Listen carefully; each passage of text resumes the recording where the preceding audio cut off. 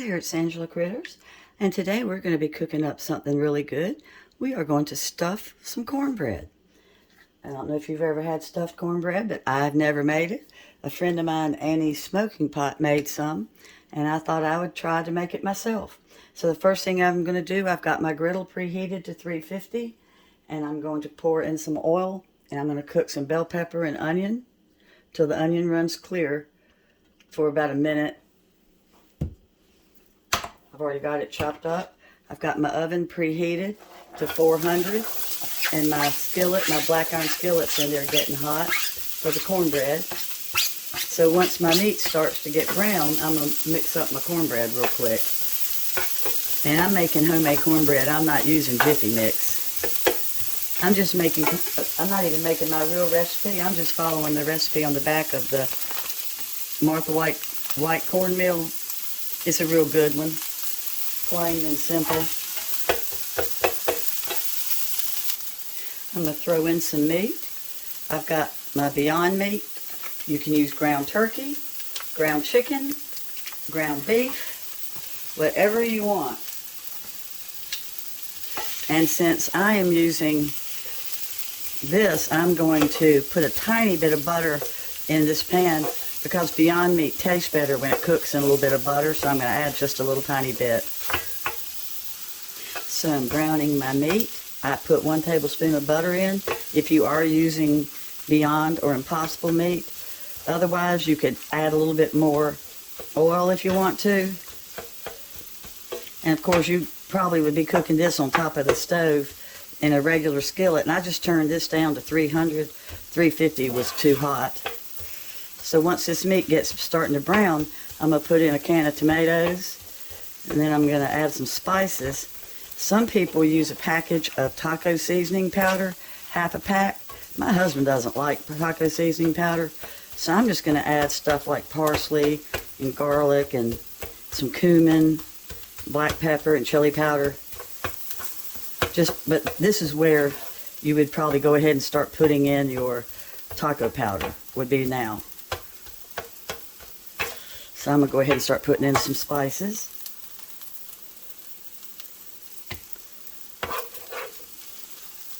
Turn that down.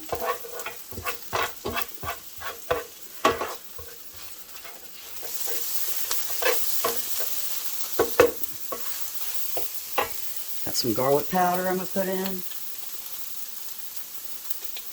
Whoa.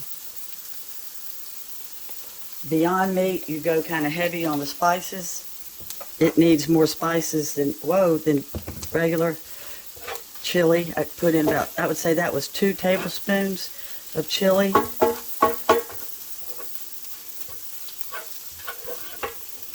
Put in just a dash of cayenne, optional because we like cayenne.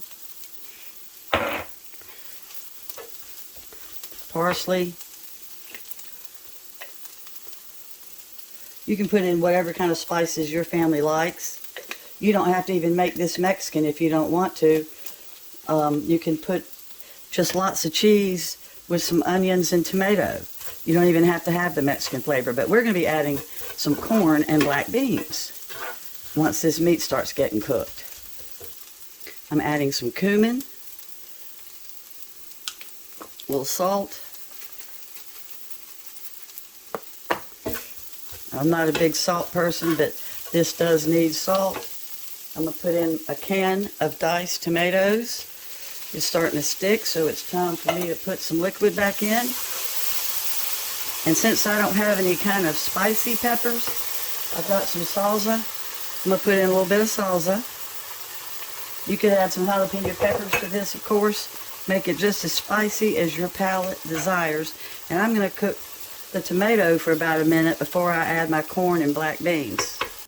Okay, I've turned this down to cook a little bit. And I'm going to put in 1 can of organic black beans that I washed the black juice off. And I've got 1 can of corn. If you've got cream corn at your house, you could use cream corn. That would be fine.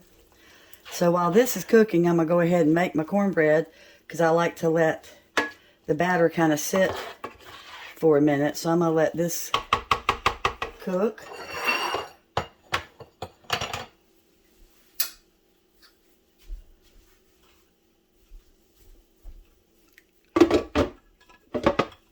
making the cornbread real quick. I've used 1 can of evaporated milk with 1 tablespoon of vinegar, and I've made myself some buttermilk. First thing I'm going to do is put in my egg, which I've got 1 beaten egg. I've got 1/3 cup of oil. And then I'm going to put in my 1 1/3 cups of milk. See how it turned into buttermilk? And this is exactly 1 1/3. And I'm going to let that sit for just a minute and let the liquid stuff kind of come together. And while that sits, I'm going to go ahead. I've got 2 cups of my white, Martha White, all-purpose cornmeal. It is not self-rising. So I'm putting in salt. Let's see,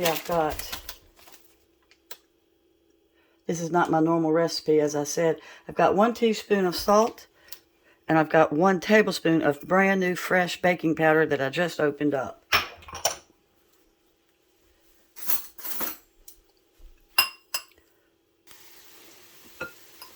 Going to add in my dry ingredients.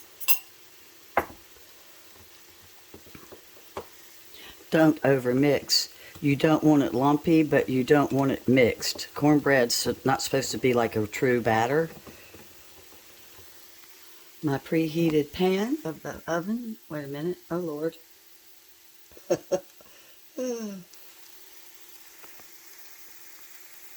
Let's pour in the batter. I hope my pan's not too hot. I'm putting half of this batter into the pan.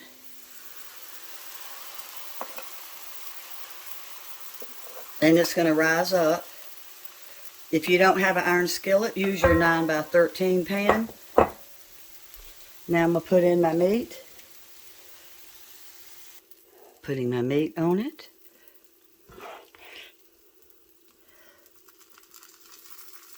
And it starts to sink through the the cornbread batter. It does look kind of like pancake batter, but all the good meat juice that you've got will go into it and flavor the cornbread.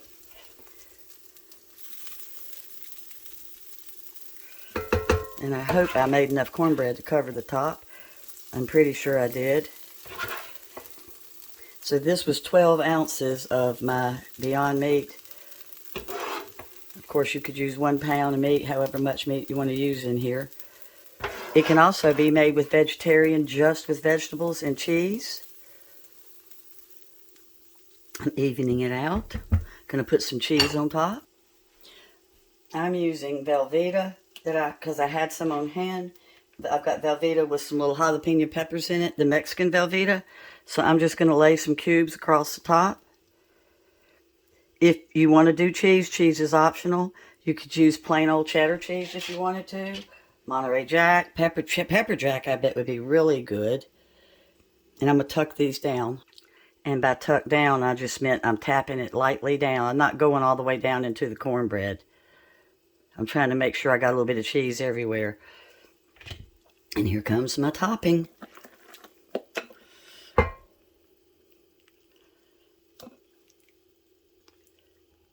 You can add a can of cream-style corn to the cornbread batter if you want to. And I did not evenly distribute my batter, so I had to kind of spread it out a little bit. But I thought it made more sense to have the most thicker cornbread on the bottom to hold up the weight of the filling. So now this is going to go in for probably about 35 minutes before I check it, since it's at 400. Oh, and I forgot, since I'm making mine cheesy, I'm going to throw cheese on top. I've got some triple cheddar. Just use whatever cheese you've got. You don't have to do this, but I thought it would be good since the recipe does say you can. As you can see, I did cover a thin layer of cheese overall. I'm going to put a little bit of butter on it and put it back in. I take my basic cornbread out at this stage and put some butter on it too and put it back in. Also, I turned this down. Annie Smoking Pot had cooked hers in her air fryer, and recipes online said 400, but that was for a 9 by 13. And with the iron skillet, that was too hot, so I had to turn this down to 350. Well, here it is. Isn't it beautiful? Mine ended up cooking for 30 minutes. Like I said, I cut it down to 350 because it's in this iron skillet. But in the 9 by 13 online, it said to cook it for 40 minutes. So I guess you'll just have to play with it depending on what you're baking it in. Thanks so much for watching. Bye-bye.